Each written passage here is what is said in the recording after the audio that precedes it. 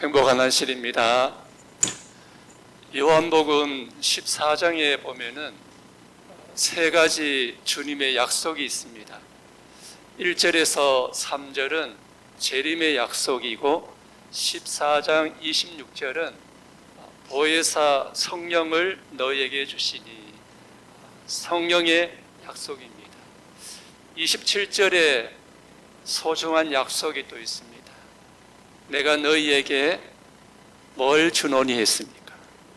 내가 너희에게 평안을 주노니 세상이 줄 수 없는 평안을 너희에게 주노라 했습니다. 오늘 안식일에 이 세 번째 약속대로 주님께서 우리 모두에게 이 세상 어떤 것도 줄 수 없는 평안과 샬롬을 우리 모두에게 주시기를 간절히 기원합니다. 마지막 날 사건들 지난 시간에 11장을 연구했습니다. 사단의 석인수, 마지막 시대에 사단의 가장 강력한 무기가 영혼 불멸설에 기초한 강신술이라고 배웠습니다. 오늘은 제12장 흔들림입니다. 사회학자가 이렇게 말했습니다. 오늘날은 흔들림의 시대이다. 고정관념과 가치관이 흔들리는 시대이다. 또 지진으로 온 세상이, 지구가 흔들리는 시대에 살고 있습니다. 마지막 날 사건들 172페이지에 있는 말씀을 우리 함께 읽어보겠습니다. 이 시대가 어떤 시대인지 바위 선지자가 말하고 있습니다. 시작. 체질하는 일이 있을 것이다. 때가 되면 가라지는 알곡으로부터 반드시 분리된다. 우리는 흔들림의 시대, 곧 흔들릴 수 있는 모든 것이 흔들릴 시대에 처해 있다 했습니다. 지금은 물리적으로, 사회학적으로도 흔들리지만은 영적으로 흔들림의 시대에 우리가 살고 있습니다. 제가 이번에 이 말씀을 연구하면서 여기 할머니께서 퀴즈를 하십니다. 농사를 지은 다음에 퀴즈를 합니다. 퀴즈를 하면은 알곡은 이렇게 남게 되고 가라지는, 쭉정이는 날아갑니다. 과학적으로 어떻게 그래 될까 알아보니까 이 쭉정이와 알곡의 밀도가 있습니다. 무게 밀도. 그래서 이렇게 퀴즈를 하게 되면은 그 밀도의 차이와 바람에 의해서 알곡은 안쪽으로 남고 이 쭉정이는 바람에 밖으로 날아간다는 것입니다. 퀴질, 체질, 흔들면 알곡은 남고 가라지는 떨어져 나가는 것입니다. 지금의 이 시대는 이런 흔들림의 시대에 살고 있습니다. 여기 보면은 왼쪽은 쭉정이고 오른쪽은 알곡입니다. 마태복음 3장에 예수님께서 말씀하시기를 손에 키를 들고 자기의 타작마당을 정하게 하사 알곡은 모아 곡간에 들이고 쭉정이는 꺼지지 않는 불에 태우시리라. 알곡과 이 가라지, 알곡과 쭉정이를 분별하는 흔들림의 시대에 우리가 살고 있다는 것입니다. 흔들림의 원인이 여러 가지 있지만 그 중에 하나가 작은 환란이 오고 핍박이 오고 어떤 박해가 오게 되면은 알곡은 남고 또 쭉정이는 떨어져 나간다는 것입니다. 우리 재림교인들은 이 이정표를 다 알고 있습니다. 이 이정표는 우리가 꼭 기억해야 할 이정표입니다. 지금 현재이죠. 조사 심판의 시기고 은혜의 시기에 살고 있습니다. 이제 머지않아 분명히 확실하게 이 1월 휴업령이 우리에게 다가옵니다. 1월 휴업령이 다가오면 작은 환란이 우리에게 오죠. 그 작은 환란이 우리에게 주어질 때 흔들림의 절정이 오게 되는 것입니다. 그 흔들림의 절정에서 알곡의 백성들은 뭘 받습니까? 늦은 비 성령을 받고 큰 외침을 합니다. 계시록 18장에 바벨론에 있는 백성들아 나오라 큰 외침을 하고 그 다음에 은혜의 시기가 끝이 납니다. 주님이 지성소에서 자비의 옷을 벗게 됩니다. 은혜의 시기가 끝나고 큰 환란이 주어집니다. 악인들에게 7 재앙이 내려지는 것이죠. 그리고 야곱의 환란이 옵니다. 그 다음에 예수님의 재림이 주어지는 것입니다. 지금 우리는 이제 2번째 1월 휴업령이 우리에게 도래할 그 시대에 우리가 살고 있는 것입니다. 계시록 13장에 우리가 알고 있듯이 오른손이나 이마에 표, 그 밑에 보면 짐승이 나오죠. 그 짐승의 표라 그럽니다. 이 짐승의 표는 1월 휴업령을 말하고 있습니다. 1월 법령. 이 1월 법령은 이제 머지않아 미국을 중심으로 온 세상에 발해집니다. 그리고 그 1월 휴업령에 국가의 법령에 굴복하지 않은 자들은 뭘 받게 됩니까? 박해를 받을 것이라고 말했습니다. 각 영혼에게 시험이 다가올 때가 멀지 않다. 짐승의 표가 우리에게 강요될 것이다. 이때에 교회 내에서 황금과 불순물이 분리될 것이다. 핍박이 없을 때에 우리 대열 속으로 들어와서 전진하게 보이고 저들의 그리스도교 사상이 전혀 의심할 여지가 없는 것처럼 보이는 자들도 핍박이 일어날 때에 우리에게서 떨어져 나갈 것이다 그랬습니다. 이러한 사건들이 우리에게 분명히 다가옵니다. 그래서 예수님은 성경에 이렇게 말씀하셨습니다. 너희가 내 이름을 인하여 모든 민족에게 뭘 받으리라 했습니까? 미움을 받으리라. 세상에서는 너희가 환난을 당할 것이라 했습니다. 또 경건하게 살고자 하는 자는 핍박을 받으리라 했습니다. 우리에게 마지막 이런 흔들림이 절정이 우리에게 다가올 것입니다. 다니엘은 이런 신앙을 했습니다. 제가 좋아하는 예언의 신 가운데 마지막 날 사건들도 있고 그 중에 하나가 성화된 생애란 예언의 신입니다. 그 성화된 생애 예언의 신에 보면은 다니엘과 요한이 나옵니다. 다니엘은 이런 신앙을 했습니다. 그가 하나님을 경배하고 기도한다는 이유로 사자굴에 들어갈지라도 흔들리지 않는 신앙을 했습니다. 다니엘은 지극히 높으신 분께 헌신한 종이었다. 그의 긴 생애는 주님을 위한 고상한 봉사의 연속이었다. 그런 박해와 핍박 속에서도 흔들림이 없는 신앙을 하였다 했습니다.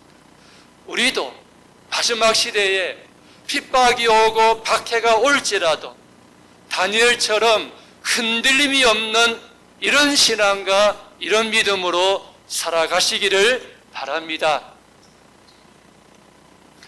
여기는 바울이 로마의 감옥에서 편지를 쓴 감옥입니다.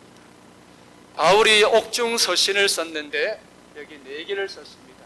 4권을 빌립보, 에베소서, 골로새서, 빌레몬서를 썼습니다. 바울이 이렇게 간증을 합니다. 누가 우리를 그리스도의 사랑에서 끊으리요? 환난이나 공고나 박해나 기근이나 적신이나 위험이라 칼이라 우리를 그리스도의 사랑에서, 그러나 이 모든 일에 우리를 사랑하시는 이로 말미암아 우리가 뭐한다 했습니까? 우리가 넉넉히 이기리라. 마지막 때 우리의 신앙이지만 우리가 살아가는 지금도, 현재 지금 이 순간에도 우리에게 어려움이 오고 우리에게 고난이 오고 우리에게 아픔이 오고 슬픔이 오고 우리가 사랑했던 사람이 주님 안에 잠들고 어떠한 어려움이 올지라도 우리를 사랑하시는 그리스도로 말미암아 그 모든 일을 넉넉히 이기는 신앙을 하십시다. 그리고 우리를 주 그리스도 예수 안에 있는 하나님의 사랑에서 끊을 수 없느니라 했습니다. 시편 62편에 보면은 너희가 일제히 공격하기를 언제까지 하려느냐. 공격합니다. 핍박합니다. 박해를 가하죠. 그때 시편 기자가 이렇게 말합니다. 자기 자신에게 나의 영혼아 잠잠히 하나님만 바라라. 무릇 나의 소망이 그로부터 나오는도다. 오직 그만이 나의 반석이요 나의 구원이시요 나의 요새시니 내가 흔들리지 아니하리로다. 저는 지금 34년을 목회하지만 우리 신학생들도 성지순례를 다녀왔고 우리 여러 목회자들이 성지순례를 다녀왔습니다. 저는 아직 성지순례를 다녀오지는 못했습니다. 가급적이면 성도든 목회자든 일찍 다녀오면 참 좋습니다. 여기가 바로 모세가 십계명을 받았던 산인데 무슨 산이죠? 신의 산입니다. 신의 산인데 나무가 거의 없습니다. 거의 돌로 되고 바위로 된 곳이 신의 산입니다. 이 신의 산은 바람이 불고 태풍이 오고 해도 이 신의 산, 이 바위, 돌로 된 이 신의 산이 흔들릴까요? 흔들리지 않습니다. 이렇게 시편 기자가 말합니다. 여호와를 의지하는 자는 시온산이 흔들리지 아니하고 영원히 있음 같도다 했습니다.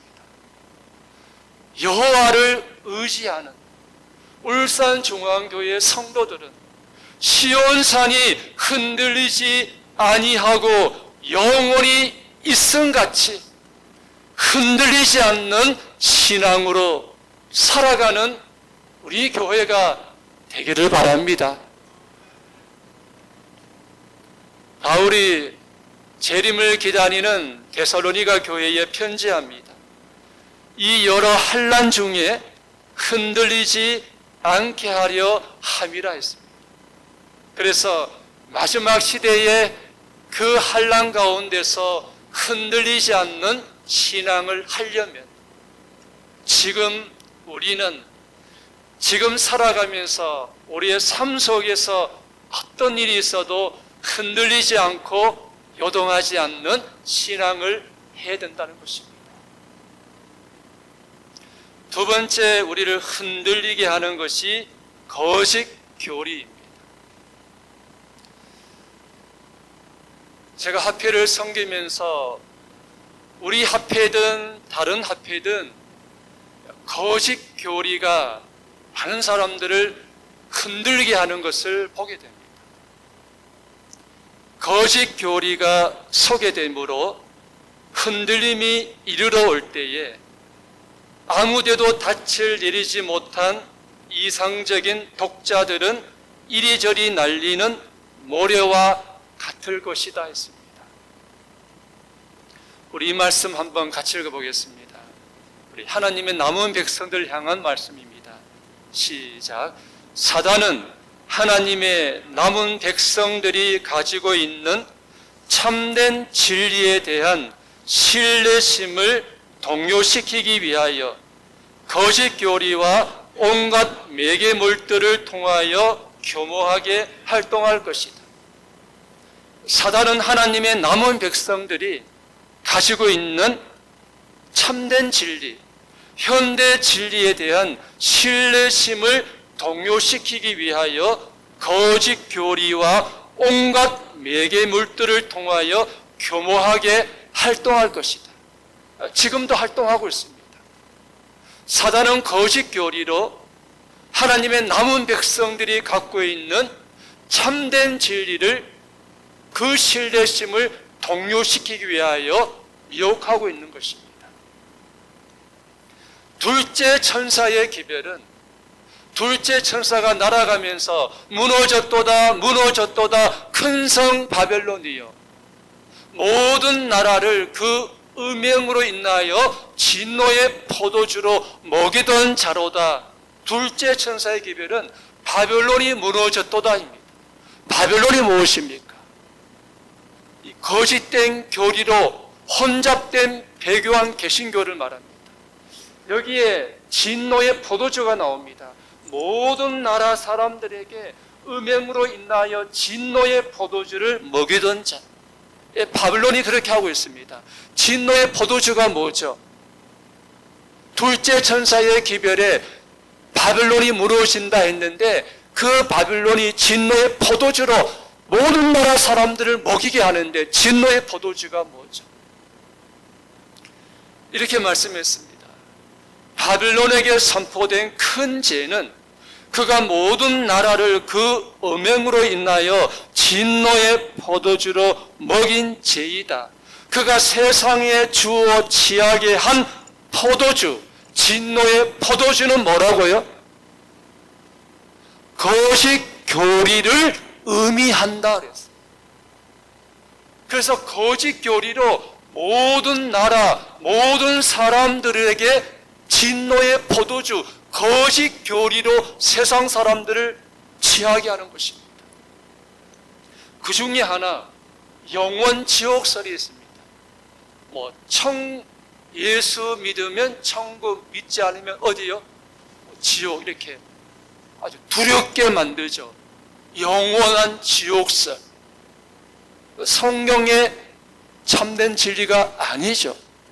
영원 지옥설은 바벨론이 모든 나라에 마시우고 있는 진노의 포도주라는 거짓 교리 중에 뭐라고요? 하나이다 그랬어요. 그리고 바벨론의 유독한 교리들, 곧 오류의 독주, 진노의 포도주, 이 오류의 독주는, 진노의 포도주는 영혼 불멸설, 악인의 영원한 형벌, 하나님의 거룩하고 성별된 날보다 주일 중 첫째 날을 높이는 일 등과 같은 거짓 교리들로 이루어져 있다. 둘째 천사의 기별대로 진노의 포도주, 거짓 교리로 모든 나라 백성들을 취하게 하고 있는 것입니다. 이렇게 이야기했습니다. 온갖 거짓 교리와 이단설과 사악한 기만들이 사람들의 마음을 오도하고 있다. 그 예내 시대에 보면은 하늘의 별과 같은 지도자들이 거짓 교리로 인하여 떨어진다 그랬어요.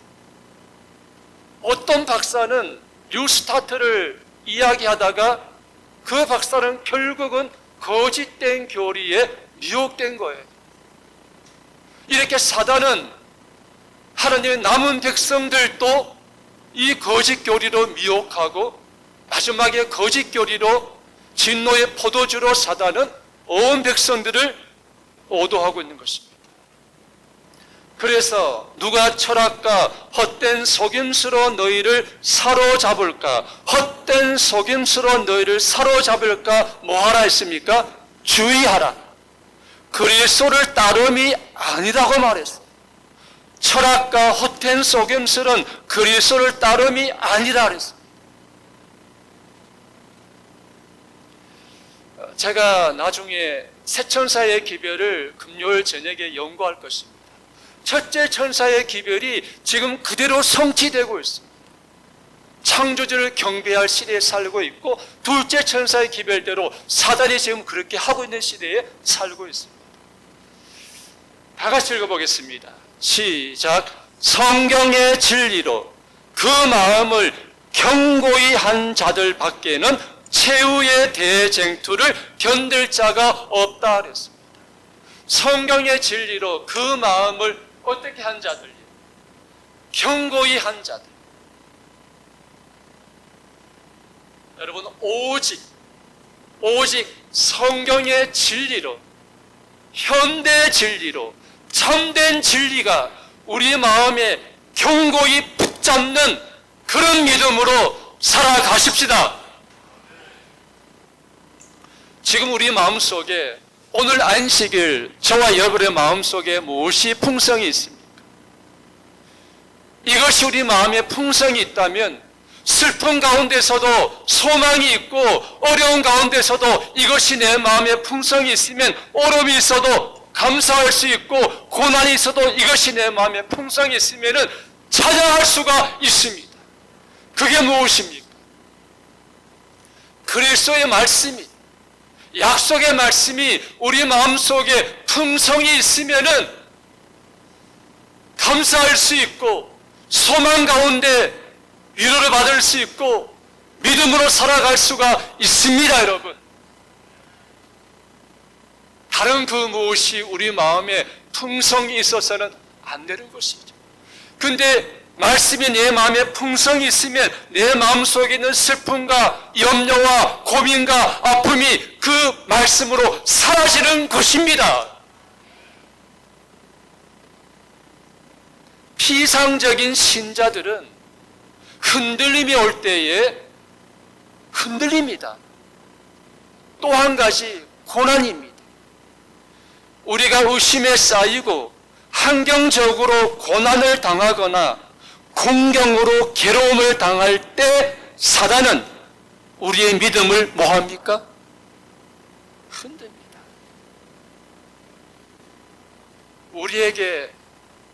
우리 성도들에게 고난이 없는 분이 없습니다. 욥이 그렇게 말하지 않았습니까? 엄마에게서, 어머니에게서, 여인에게서 태어난 사람은 모두가 다 고난이 있다고 욥기서에 말했어요.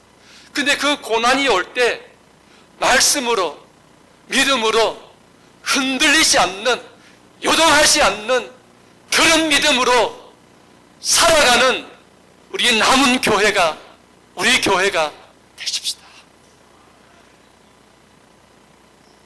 사단은 고난을 당하거나 공경으로 괴로움을 당할 때 우리 믿음을 흔든다고 했습니다.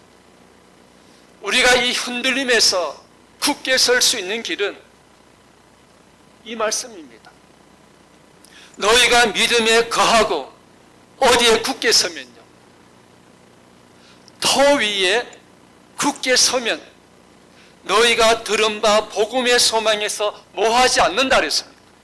흔들리지 않는다 그랬습니다. 이 터가 뭘까요? 말씀이죠. 또 이 터가 뭘까요? 골로새서 1장 23절입니다. 터 위에 굳게 서서 그리스도를 믿는 너희 믿음이 굳게 선 것. 우리가 그리스도를 믿는 믿음에 굳게 서면, 그리스도를 믿는 믿음에 굳게 서면 흔들리지 않습니다. 어디에 굳게 서자 했습니까? 여기 보면은 집이 두 개 있습니다. 저 위에 있는 집은 무엇 위에 지었죠? 반석 위에 지었습니다. 저 밑에 있는 집은 뭐 지었죠? 모래 위에 지었죠. 걷기대회, 맨발 걷기대회 가니까는 어떤 분이 모래 위에 저 모래성처럼 아주 예쁘게 지었더라고요. 근데 파도가 다 오니까 어떻게 됐어요? 다 무너지더라고요. 모래 위에 지은 집은 뭐 바람이 불고 이 바닷물이 거세게 오면 금방 무너집니다. 저 위에 있는 반석 위에 지은 집은 무너지지 않습니다. 그래서 예수님께서 반석 위에 지은 집은 지혜로운 사람 같은데 비가 오고 창수가 내리고 바람이 불어도 무너지지 않는데 모래 위에 지은 집은 무너진다 그러면서 어리석은 사람이라 그랬습니다. 모래 위에 지은 집은 어떤 사람을 말할까요? 칠의 소망에 자는 흐르는 어디 위에 지은 집이에요? 자는 흐르는 모래에 지나지 않는다. 시온의 바람과 시련의 폭풍으로 말미암아 그 집은 쓸려감을 당할 것이다. 그러나 내가 말한 이 원칙들은 길이 존속될 것이다. 나의 어디 위에 건설하라 그랬습니까? 나의 말씀 위에 건설하라 그랬습니다. 자아의 모래 위에 지은 집은 무너지만 말씀 위에 세운 집은 무너지지 않는다 그랬습니다. 여러분, 저도 너무나 연약하고 너무나 의지가 이렇게 약한 사람이지만 말씀을 읽으면, 말씀을 들으면, 말씀을 보면은 성령께서 말씀을 통하여 어렵고 힘들어도 이길 수 있는 믿음을 주시더라고요. 우리 믿음의 기초는 하이 선지자가 말한 것처럼 우리 신앙과 우리 교리와 우리의 삶의 기초는 하나님의 말씀이라고 한 것처럼 말씀 위에 굳게 선 우리 모두가 되기를 바랍니다.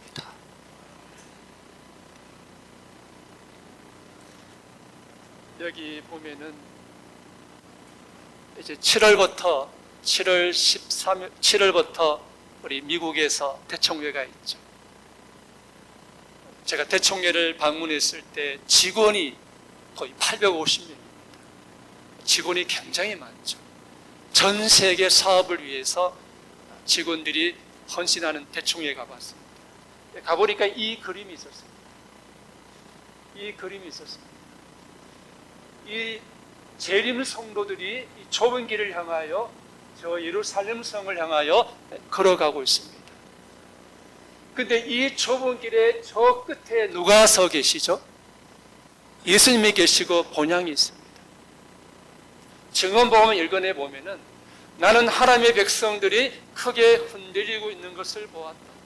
악한 천사들이 그들 주변에 모여들어 예수님을 그들의 시야에서 가리기 위하여 흑암으로 그들을 공격하였다.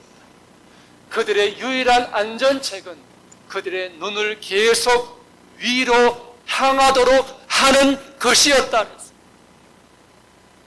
우리가 지금 저 길을 걸어가고 있습니다. 악한 천사는 저 길에서 우리를 떨어뜨리려고 노력하고 있습니다. 그런데 우리가 항상 저 좁은 길을 걸어가면서 우리의 유일한 안전책은 그들의 눈을 계속 위로 향하는 것입니다. 그리스도를 바라보고 하늘 본향을 바라보게 되면은 좁은 길에서 떨어지지 않고 끝까지 하늘 본향을 향하여 걸어갈 수가 있습니다, 여러분.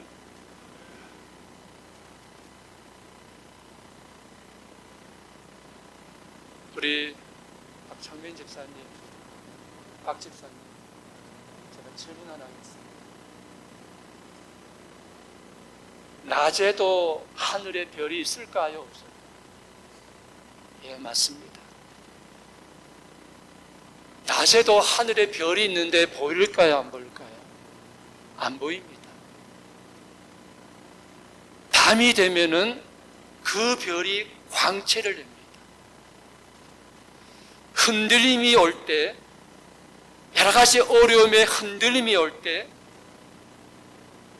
진리 위에 굳게 서고 충성된 사람들은 그때 별과 같이 빛날 것이라고 말했어요.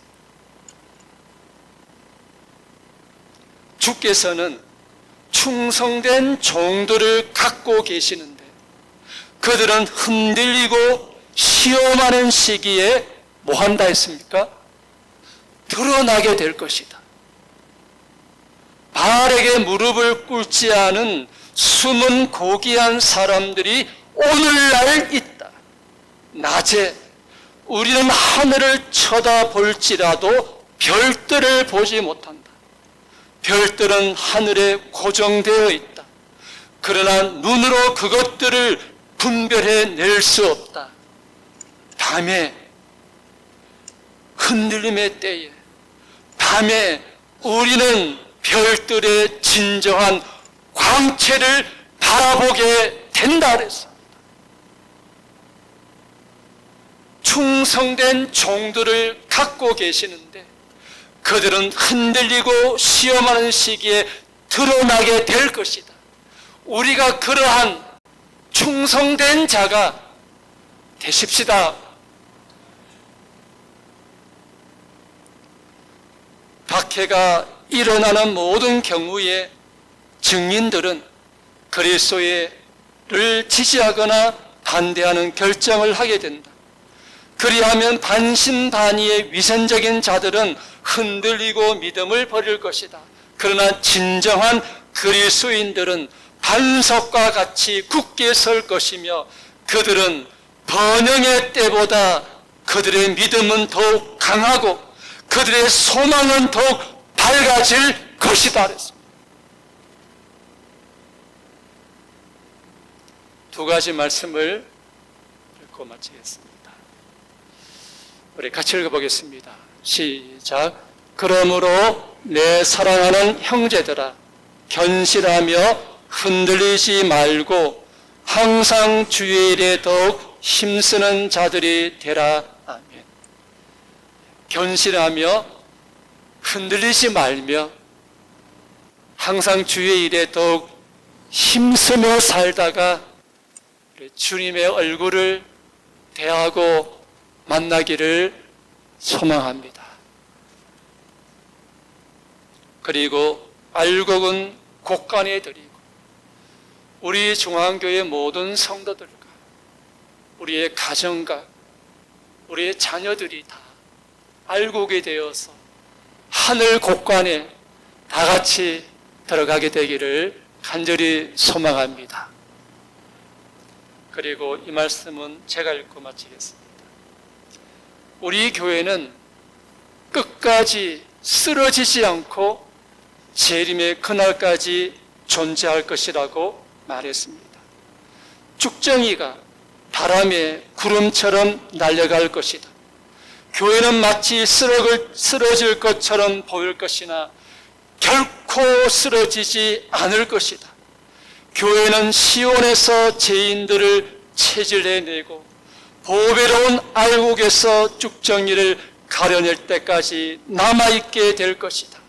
이것은 실로 두려운 시련이지만 이 일은 반드시 겪어야만 할 것이다. 우리 모두가 알곡이 되기를 바라면서 말씀을 마치겠습니다.